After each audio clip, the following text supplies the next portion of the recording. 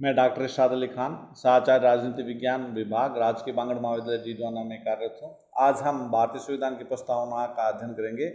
यानी कि भारतीय संविधान में एक प्रस्तावना जो संविधान निर्माताओं के विचारों की कुंजी है। इस संदर्भ में इन री बेरोबारी यूनियन AIR 1960 में किया गया था घोषित। प्रस्तावना में संविधान का सार है, दर्शन है। प्रस्तावना में निरूपित तथ्यों, सिद्धांतों और आदर्शों को छाप समुच्चय संविधान या पर है। प्रस्तावना के आधार पर समुच्चय संविधान का पुनर्निर्माण किया जा सकता है। प्रस्तावना की शब्दावली में अनेक शब्द और अथवा पद ऐसे हैं जिनमें प्राच्य या पाश्चात्य सभी परंपराओं के सर्वश्रेष्ठ तत्व समाहित हैं और जो प्रयोग की दृष्टि से सार्वभौम है। प्रस्तावना पर आधुनिक युग की 3 महान क्रांतियों का प्रभाव पड़ा है: फ्रांसीसी, अमेरिकी, रूसी। फ्रांसीसी क्रांति में स्वतंत्रता, समानता और बंधुत्व पर, अमेरिकी क्रांति में राजनीतिक स्वतंत्रता या व्यक्ति स्वतंत्रता, रूसी क्रांति में आर्थिक समानता पर बल दिया गया था। भारतीय क्रांति के सूत्रधारों ने आरंभ से ही इन 3 तत्वों का समन्वय स्थापित किया। यानी कि भारतीय संविधान की जो प्रस्तावना थी 1967 से पहले, 42वें संविधान संशोधन से पहले, उसमें ये था कि हम भारत के लोग भारत को एक संपूर्ण प्रभुत्व संपन्न लोकतंत्रात्मक गणराज्य बनाने के लिए तथा उसके समस्त नागरिकों को सामाजिक, आर्थिक और राजनीतिक न्याय, विचार, अभिव्यक्ति, विश्वास, धर्म और उपासना की स्वतंत्रता, प्रतिष्ठा और अवसर की समता प्राप्त करने के लिए तथा उन सब में व्यक्ति की गरिमा और राष्ट्र की एकता सुनिश्चित करने वाली बंधुता बढ़ाने के लिए दृढ़ संकल्प होकर अपनी संविधान सभा में आज दिनांक 26 नवंबर 1949 मिति मार्गशीर्ष शुक्ला सप्तमी संवत 2006 विक्रमी को एतद द्वारा इस संविधान को अंगीकृत, अधिनियमित और आत्मप्रीत करते हैं। और इसके बाद में जो 42वें संविधान संशोधन आया उसमें जैसे एक शब्द जोड़ा गया कि लोकतंत्रात्मक से पहले धर्मनिरपेक्ष समाजवादी, यानी कि हम भारत के लोग भारत को एक संपूर्ण प्रभुत्व संपन्न धर्मनिरपेक्ष समाजवादी लोकतंत्रात्मक गणराज्य बनाने के लिए तथा उसके समस्त नागरिकों को सामाजिक, आर्थिक और राजनीतिक न्याय, विचार, अभिव्यक्ति, विश्वास, धर्म और उपासना की स्वतंत्रता, प्रतिष्ठा और अवसर की समता प्राप्त करने के लिए तथा उन सब में व्यक्ति की गरिमा और राष्ट्र की एकता, यहाँ पर एक और जोड़ा गया, राष्ट्र की एकता तथा अखंडता सुनिश्चित करने वाले बंधुता बढ़ाने के लिए दृढ़ संकल्प होकर अपने इस संविधान सभा में आज दिनांक 26 नवंबर 1949 मिति मार्गशीर्ष शुक्ल सप्तमी संवत 2006 विक्रमी को एतद द्वारा इस संविधान को अंगीकृत, अधिनियमित और आत्मप्रीत करते हैं। यानी कि इस संविधान में जो संविधान में कोई विधिक महत्व नहीं दिया गया है। बेरोबारी के मामले में उच्चतम न्यायालय ने एक मत व्यक्त किया था कि प्रस्तावना संविधान का अंग नहीं है। इन री इंडो पाकिस्तान एग्रीमेंट के मामले उच्चतम न्यायालय ने कहा कि प्रस्तावना को संविधान की प्रेरणा तत्व भले ही कहा जाए किंतु इसे संविधान का आवश्यक नहीं कहा जा सकता। इसके ना रहने से संविधान के मूल उद्देश्यों में कोई अंतर नहीं पड़ता। यह ना तो सरकार को शक्ति प्रदान करने का स्रोत और ना ही उस शक्ति को किसी भी भांति निर्बंधित या संकुचित करता है। किंतु केशवानंद भारती बनाम केरल राज्य के वाद में उच्चतम न्यायालय ने बेरोबारी के मामले में दिए गए निर्णय को बदल दिया और यह निर्धारित किया कि प्रस्तावना संविधान का एक भाग है। संविधान की भाषा स्पष्ट संदिग्ध हो, ऐसी अवस्था में संविधान के अर्थ को स्पष्ट करने के लिए प्रस्तावना का सहारा लिया जा सकता है। इस प्रकार प्रस्तावना को भारतीय संविधान की आत्मा कहा जा सकता है। प्रस्तावना की व्याख्या में हम देखते हैं कि हम भारत के लोग, जैसे हम सबसे पहला बिंदु ले सकते हैं, हम भारत के लोग व्याख्या में, तो उसमें प्रस्तावना के इन शब्दों में संविधान के निर्माताओं के अनुसार संप्रभुता अंततः जनता में निहित है। सरकार के पास अथवा राजसत्ता के विभिन्न अंगों के पास जो शक्तियां हैं वे सब जनता से मिली है। संविधान जनता को प्राधिकार पर आधारित है। इस पदावली में एक और भी अर्थ निहित है कि हम भारत के लोग, अर्थात संविधान का निर्माण राज्यों ने अथवा अनेक राज्यों के लोगों ने नहीं किया बल्कि समुचे भारत के लोगों ने अपनी सामूहिक क्षमता से किया। इसलिए संवैधानिक दृष्टि से ना कोई राज्य अथवा राज्य समूह हमारे संविधान का अंत कर सकता है और न वह संविधान द्वारा निर्मित संघ से बाहर ही जा सकता है। प्रस्तावना में प्रयुक्त हम भारत के लोग इस संविधान को अंगीकृत, अधिनियमित और आत्मप्रीत करते हैं। पदावली से यह स्पष्ट है कि भारतीय संविधान का स्रोत भारत की जनता है। अर्थात जनता के चुने हुए प्रतिनिधियों की सभा द्वारा संविधान का निर्माण किया गया है। संपूर्ण प्रभुत्व संपन्न, यानी कि दूसरा जो हम इसके आगे देखते हैं कि इसमें संपूर्ण प्रभुत्व संपन्न है, यानी कि प्रस्तावना के संपूर्ण प्रभुत्व संपन्न पद से यह व्यक्त होता है कि भारत पूर्ण रूप से प्रभुत्व संपन्न राज्य है और कानून दृष्टि से ना तो इसके ऊपर किसी आंतरिक शक्ति का प्रतिबंध और ना किसी बाहरी शक्ति का। प्रस्तावना के अनुसार प्रभुत्व समूची भारतीय जनता में अथवा भारतीय गणराज्य में निहित है। आंतरिक क्षेत्र में भारतीय संघ के क्षेत्राधिकार पर भारतीय जनता का प्रभुत्व है। बाह्य प्रभुत्व सत्ता तथा अंतर्राष्ट्रीय विधि में प्रभु सत्ता का अभिप्राय यह है कि राज्य अन्य राज्यों के संदर्भ में पूर्ण स्वतंत्र है और उसकी विदेश नीति और अंतर्राष्ट्रीय संबंधों का कोई अंकुश नहीं है। इसके बाद में हम देखते हैं कि धर्मनिरपेक्ष शब्द को जोड़ा गया है। इसमें 42वें संविधान संशोधन 1976 द्वारा धर्मनिरपेक्ष का अवधारणा संविधान में प्रयुक्त विश्वास, धर्म और उपासना की स्वतंत्रता की पदावली में पहले से अंतर्निहित है। प्रस्तुत संविधान संशोधन द्वारा उसे स्पष्ट किया गया है। धर्मनिरपेक्ष राज्य से तात्पर्य ऐसे राज्य से है जो सभी धर्मों के साथ समान व्यवहार करता है तथा उन्हें समान संरक्षण प्रदान करता है। धर्म मानने, आचरण करने, प्रचार करने में प्रत्येक व्यक्ति को पूर्ण स्वतंत्रता है। इसके बाद में 42वें संविधान संशोधन द्वारा 1976 में एक जोड़ा गया था समाजवाद। प्रस्तावना में प्रयुक्त आर्थिक न्याय पदावली में समाजवाद की अवधारणा अंतर्निहित है। संविधान निर्माताओं ने इस आर्थिक न्याय पदावली की कोई निश्चित परिभाषा नहीं दी है।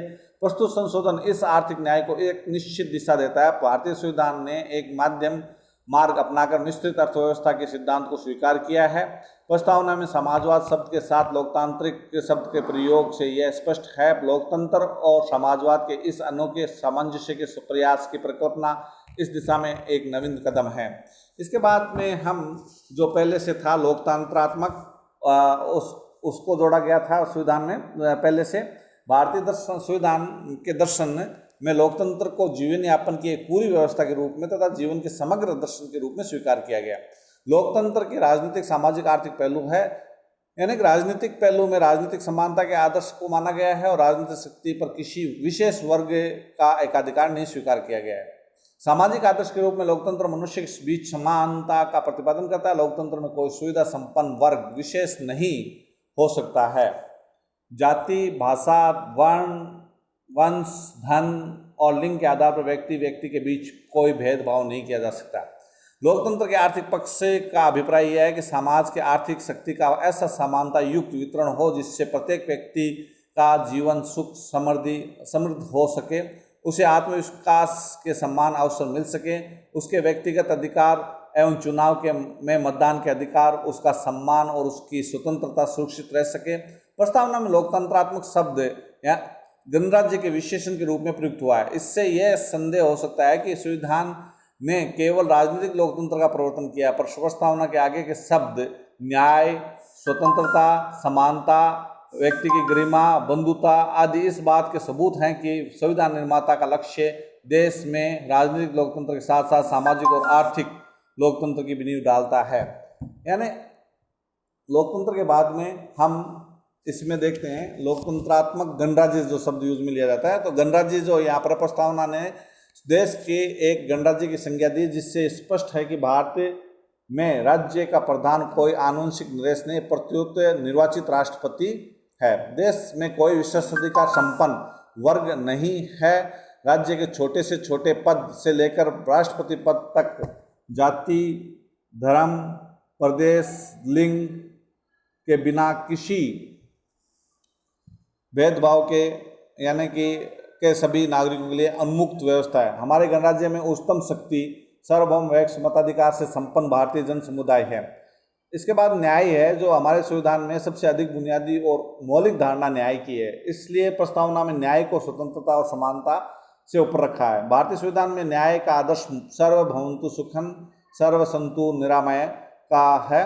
संविधान के चौथे भाग अनुच्छेद 38 में इस आदर्श का उल्लेख करते हुए कहा गया है कि राज्य का कर्तव्य होगा कि वह एक ऐसी सामाजिक व्यवस्था स्थापित करने का प्रयास करे जिसमें सामाजिक, आर्थिक, राजनीतिक न्याय राष्ट्रीय जीवन के सभी संस्थाओं को अनुप्राणित करे, लोक कल्याण की उन्नति का पथ प्रदर्शित करे।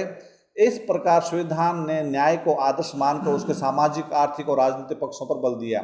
इसके बाद में हम सामाजिक न्याय का अध्ययन करते हैं। सामाजिक न्याय का अभिप्राय है कि मनुष्य के बीच सामाजिक स्थिति के आधार पर किसी प्रकार का भेदभाव ना माना जाए, प्रत्येक व्यक्ति को अपनी शक्तियों के समुचित विकास के समान अवसर उपलब्ध हो, किसी व्यक्ति का किसी भी रूप में शोषण ना हो, अब उसके व्यक्तित्व को एक पवित्र सामाजिक विभूति माना जाए, किसी परोक्ष लक्ष्य की सिद्धि का साधन मात्र नहीं।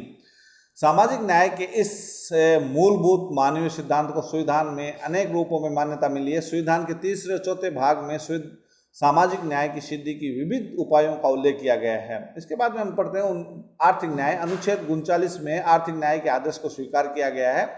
इसमें राज्य से कहा गया है कि वह अपनी नीति का संचालन इस प्रकार करे जिससे समान रूप से सभी नर नारियों को आजीविका के पर्याप्त साधन प्राप्त करने का अधिकार हो, समुदाय की भौतिक संपत्ति का स्वामित्व नियंत्रण इस प्रकार बंटा हो जिससे अधिकाधिक सामूहिक हित संभव हो सके, आर्थिक व्यवस्था के अंतर्गत धन का और उत्पादन और वितरण के साधनों का सर्वसाधारणों के लिए अहितकर केंद्रीकरण न हो, पुरुष और स्त्रियों को समान कार्य के लिए समान वेतन मिले, श्रमिकों के स्वास्थ्य और शक्ति का तथा बालकों के सुकुमारता का दुरुपयोग न हो, आर्थिक आवश्यकता से विवश होकर किसी ऐसे व्यवसाय में ना जाना पड़े जो उसकी आयु और शक्ति के उपयुक्त ना हो, शैशव और किशोरावस्था का शोषण और नैतिक आर्थिक परित्याग से संरक्षण हो, समाजवादी ढंग से समाज लोक हितकारी राज्य और मिश्रित राज्य नीति जैसे पदों में व्यक्त होता है।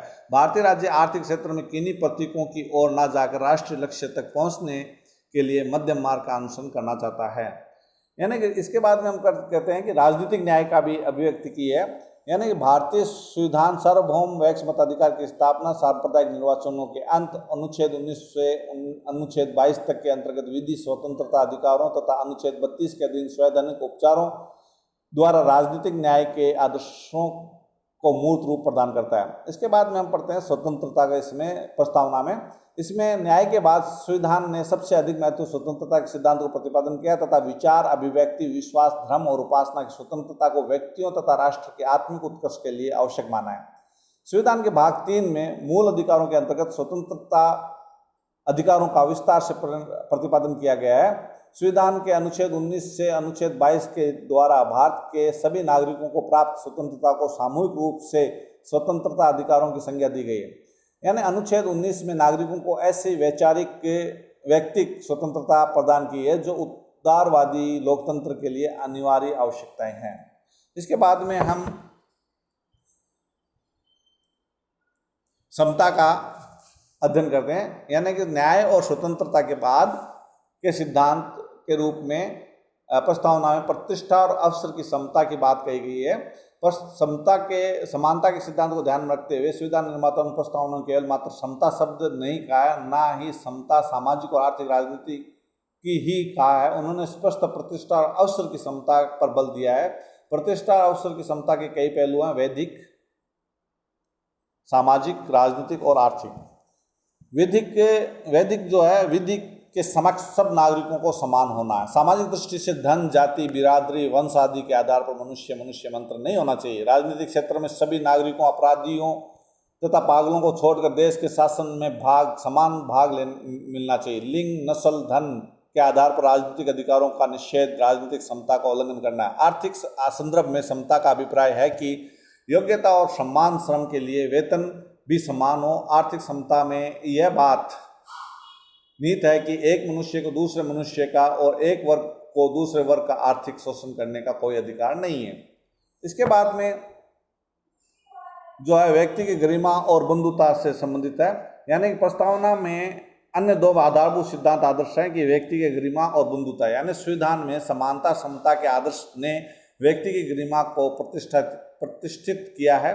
इसके साथ ही सारे देश के लिए एक सा प्रशासन, एक सी नागरिकता, एक ध्वज, एक सी कानून व्यवस्था आदि की स्थापना करके देश को एकता के सूत्र में बांधने और तथा राष्ट्रीय बंधुता को सुदृढ़ करते हुए अंतर्राष्ट्रीय क्षेत्र में विश्व बंधुता की भावना के प्रचार प्रसार का निरंतर प्रयास किया गया। इसके पश्चात जो है राष्ट्र की एकता और अखंडता है। यानी कि तथा अखंडता को बाद में जोड़ा गया 42वें संविधान संशोधन 1976 द्वारा श्रीमती इंदिरा गांधी ने प्रधानमंत्री काल में जोड़ा था। और इसमें प्रस्तावना में इसका मंतव्य है कि विभिन्नताओं के बावजूद देश में एक बुनियादी एकता है जिसे दृढ़ता प्रदान करना राष्ट्र का सर्वसम्मत लक्षण है। इसके बाद में हम अध्ययन करते हैं संविधान की प्रस्तावना के मुख्य लक्षण, यानी कि डॉक्टर लक्ष्मी मल सिंघवी के अनुसार हमारे संविधान की आत्मा प्रस्तावना में मनुष्य की सभ्यता, उसके विकास क्रम का हृदय स्पंदन है। उसकी अंतरात्मा न्याय और समता एवं अधिकार और बंधुत्व के आशय से अभिसिंचित है। Doctor JR. शिवाच के अनुसार भारत के संविधान की प्रस्तावना को 4 भागों में बांटा गया है: सत्ता का स्रोत, शासन का प्रकार, शासन प्रणाली के लक्ष्य एवं स्वीकृति एवं क्रियान्वित की तिथि। यानी कि संविधान की प्रस्तावना को संपूर्ण दृष्टि से देखने पर उसकी प्रस्तावना के मुख्य लक्षण विशेषताएं इस प्रकार है। यानी कि संविधान जो है, पहला बिंदु हम संविधान जनता का स्रोत है, यानी संविधान की प्रस्तावना के प्रारंभिक शब्द इस बात का संकेत करते हैं कि भारत के संविधान का स्रोत भारत की जनता, भारत के शासन की अंतिम सत्ता जनता में निहित है। भारत की जनता ने ही संविधान को अंगीकृत अधिनियमित किया है। प्रस्तावना में लिखा हुआ है कि हम भारत के लोग भारत में संविधान अंगीकृत और अधिनियमित करते हैं। इस प्रकार से शब्द प्रस्तावना का सार है। डॉक्टर भीमराव अंबेडकर के अनुसार प्रस्तावना यह स्पष्ट कर देती है कि इस संविधान का आधार जनता है और इसमें निहित प्राधिकार और प्रभुसत्ता सब जनता से प्राप्त हुई है। शासन के उद्देश्यों की घोषणा इसमें की गई है प्रस्तावना में कि भारत के शासन, कार्यपालिका, व्यवस्थापिका, न्यायपालिका के आदर्शों एवं लक्ष्यों की स्पष्ट घोषणा की गई। संविधान में वर्णित प्रस्तावना के अनुसार हमारे 4 उद्देश्य हैं: न्याय, स्वतंत्रता, समानता, भ्रातृत्व है। संविधान के निर्माता इस बात से अच्छी तरह से परिचित थे कि स्वाधीनता केवल मात्र राजनीतिक नहीं होती। जब तक भूख के भेद से, अज्ञान के अंधकार से, आवास के अभाव से, यातनाओं और आतंक से, शोषण के अत्याचार से, लाचारी और व्यवस्था से इस देश के करोड़ों लोगों को मुक्ति नहीं मिलेगी, तब तक राजनीतिक स्वतंत्रता बेईमानी है। इसलिए उन्होंने स्वतंत्रता, समानता, सामाजिक न्याय एवं भ्रातृत्व के मूल सिद्धांतों के आधार पर भारत के संविधान की नींव रखी। इसके बाद में हम संपूर्ण प्रभुत्व संपन्न, यानी संविधान की प्रस्तावना में इस बात पर विशेष बल दिया गया है कि इस संविधान का महत्वपूर्ण उद्देश्य भारत को एक संपूर्ण प्रभुत्व संपन्न गणराज्य बनाना। संपूर्ण प्रभुत्व संपन्न शब्द का प्रयोग इस बात का प्रतीक है कि भारत के आंतरिक और विदेशी मामलों में भारत की सरकार सार्वभौम तथा स्वतंत्र है। लोकतांत्रिक संविधान के बारे में भी इसमें लिखा गया है कि संविधान की प्रस्तावना में भारत को एक लोकतंत्रात्मक गणराज्य घोषित किया गया है। भारत देश की जनता के द्वारा राजशक्ति का प्रयोग किया जाएगा।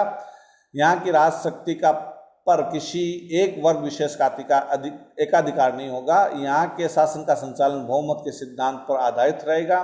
भारत एक ऐसा लोकतंत्र होगा जिसमें देश के अल्पसंख्यकों को सुरक्षा प्राप्त होगी तथा समाज में आर्थिक संसाधनों को समतापूर्ण वितरण होगा। इसके बाद में इसमें गणराज्य शब्द का प्रयोग किया गया है कि 2 प्रकार के लोकतंत्रों, यानी वंशानुगत लोकतंत्र और लोकतंत्रात्मक गणराज्य से, यानी भारत में लोकतंत्री गणराज्य को अपनाया गया है। भारत के संविधान की प्रस्तावना इस ओर संकेत करती है कि भारत में राज्य का प्रमुख कोई वंश परंपरागत राजा ना होकर निर्वाचित राष्ट्रपति होगा। भारत के गणराज्य में सर्वोच्च शक्ति सार्वभौम मताधिकार से संपन्न जन समुदाय में निहित होगी। इसके बाद में न्याय से, यानी भारत के संविधान की प्रस्तावना में न्याय शब्द का विशेष महत्व है। संविधान के रचनाकार इस बात को अच्छी तरह जानते थे कि देश में सच्चे लोकतंत्र की स्थापना के लिए स्वतंत्रता, समानता के साथ साथ न्याय भी अनिवार्य है। न्याय के द्वारा ही लोकहित की वृद्धि हो सकती है। संविधान में सामाजिक, आर्थिक, राजनीतिक न्याय की स्थापना के लिए प्रयत्न करना राज्य का पवित्र कर्तव्य माना गया है तथा नागरिकों को जीवन के सभी क्षेत्रों में न्याय का आश्वासन दिया गया है। इसके बाद में स्वतंत्रता में संविधान की प्रस्तावना में इस बात पर बल दिया गया है कि राज्य देश के समस्त नागरिकों को स्वतंत्रता प्रदान करेगा। यहाँ स्वतंत्रता में राजनीतिक और नागरिक दोनों प्रकार की स्वतंत्रता सम्मिलित है। नागरिक स्वतंत्रता में विचार, अभिव्यक्ति, भाषण, संघ बनाना, संपत्ति रखना आदि की स्वतंत्रता है। इसी प्रकार राजनीतिक स्वतंत्रता में मतदान में भाग लेना, सार्वजनिक पद पर नियुक्ति, सरकारी नियुक्तियों की आलोचना आदि, यानी कि सरकारी नीतियों की आलोचना आदि है। संविधान में वर्णित प्रस्तावना में भारत के नागरिकों के व्यक्तित्व के विकास के लिए स्वतंत्रतापूर्ण आश्वासन दिया गया है। पंथ निरपेक्षता जो शब्द जोड़ा गया, धर्मनिरपेक्षता राज्य के सिद्धांत को मान्यता देता है और इसमें पंथ निरपेक्ष राज्य किसी पंथ विशेष को प्रोत्साहन नहीं देता है। संविधान सभा ने जिस रूप में उद्देश्य की प्रस्तावना को स्वीकार किया था उसके मूल पाठ में पंथ निरपेक्ष शब्द नहीं था। समाजवाद शब्द की भांति यह शब्द भी आपात स्थिति के दौरान 42वें संविधान संशोधन अधिनियम द्वारा 1976 में श्रीमती इंदिरा गांधी के प्रधानमंत्रित्व काल में जोड़ा गया था। गणराज्य से पूर्व अतिरिक्त विशेषण के रूप में जोड़ा गया। यानी समता जो शब्द है इसके बाद में आता है। समता से अभिप्राय है कि अपने व्यक्तित्व के समुचित विकास के लिए प्रत्येक मनुष्य को समान अवसर उपलब्ध होने चाहिए। जाति, वंश, धन, लिंग आदि के आधार पर मनुष्य के बीच भेद नहीं होना चाहिए। उनके बीच शारीरिक, मानसिक और आर्थिक अंतर तो होंगे ही। हमारी उद्देशिका में केवल प्रतिष्ठा और अवसर की संकल्पना का समावेश किया गया है। राष्ट्र की एकता के बारे में भी व्यक्ति की गरिमा को तभी सुरक्षित रखा जा सकता है जब राष्ट्र का निर्माण हो तथा इसकी एकता और अखंडता सुरक्षित रहे। इसके अलावा राष्ट्र विकास के प्रयासों में सफल नहीं हो सकता है, ना ही यानी कि लोकतंत्र या देश की स्वाधीनता, देशवासियों के सम्मान की रक्षा की आशा कर सकता है। यानी कि हमने राष्ट्रीय एकता के साथ राष्ट्रीय अखंडता को भी जोड़ा है। इसके अलावा प्रस्तावना में अनुच्छेद 51 क के अंतर्गत जो सभी नागरिकों का कर्तव्य बना दिया गया है कि वह भारत की प्रभुसत्ता, एकता, अखंडता की रक्षा करे और उसे अक्षुण्ण रखे। प्रस्तावना में संशोधन भी किया जा सकता है। ये विवाद का विषय रहा।